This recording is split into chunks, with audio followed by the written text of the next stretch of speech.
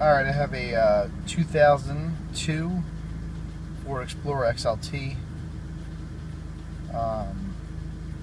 This is prior to doing a timing chain job on this. Full timing chain job. It's going to be a nightmare. 220,920 miles on this. It's November 6th. I'm not starting it tonight, but I just wanted to do preliminary checks on it tonight, and then I'm going to start it tomorrow when I get home from work.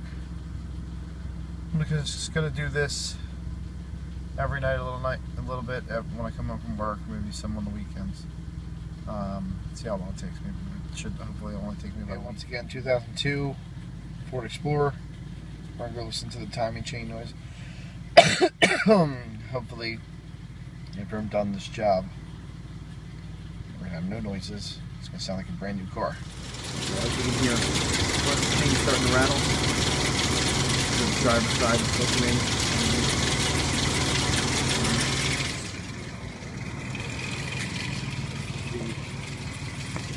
Side back, the worst. You can hear it.